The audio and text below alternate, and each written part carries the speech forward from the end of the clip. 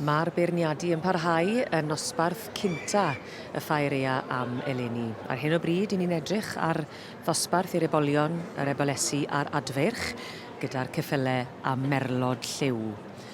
Maen nhw wrthi ar hyn o bryd yn cael eu beirniadu yn unigol, a 45 yn y dosbarth, David, dy argraffiadau di o'r dosbarth cynta mae i ddechrau?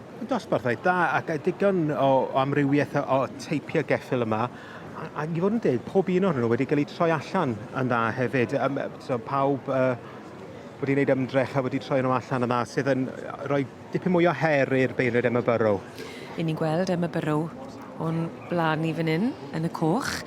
Ac wrth gwrs mae angen i'r lliw i fod yma i gymwyso, i fod yn rhan o'r dosbarth yma. Ond beth am yr qualities eraill sydd angen? So cydymffurfiad yn bendant yn bwysig iawn. Wrth gwrs, mae yna gwahanol teipiau. Dyn ni'n gweld y rhai mwy drwchus, y teipiau maen nhw'n cael traddodiadol, lle mae dylanwad y cobyn neu'r y Shipsiwn, y gypsy cobs yn dod fewn.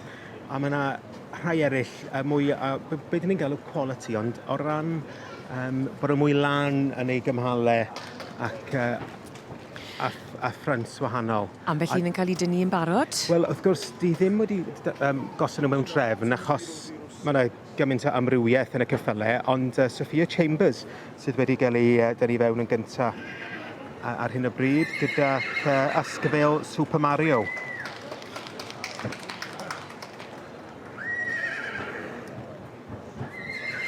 Dyma ni yr ail. Alun Hughes yn arddangos. A dyma ni Linnick the Showstopper. Dan berchnogaeth Lynn Scott. Allan o'r march, Linnick the Showman ar gaseg Miss Monochrome. Braf gweld cefnogaeth gryf i'r dosbarth yma peth cynta'r fore di llun yn dwi. Yndi, ac mae'r lle yma fel arfer, bore di lle, mae'n eitha ara i lenwi yma, ond rhaid fod yn deg, mae'n gynulleidfa eitha dda yma. Yn drydydd, mae Tweedfell out.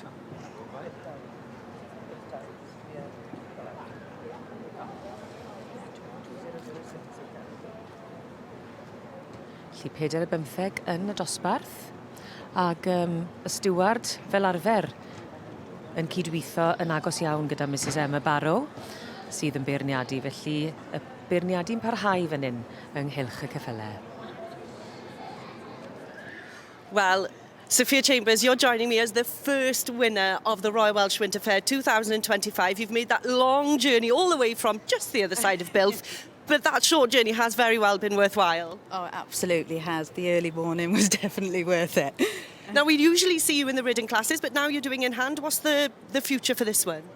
His dad is by the very renowned Boston, who's produced a lot of stock for the ridden job, and I hope he'll follow in their footsteps. And he's got the most amazing temperament as well. So, well, many congratulations and good luck in the championship. Da iawn, Sophia. Llongyfarchiadau.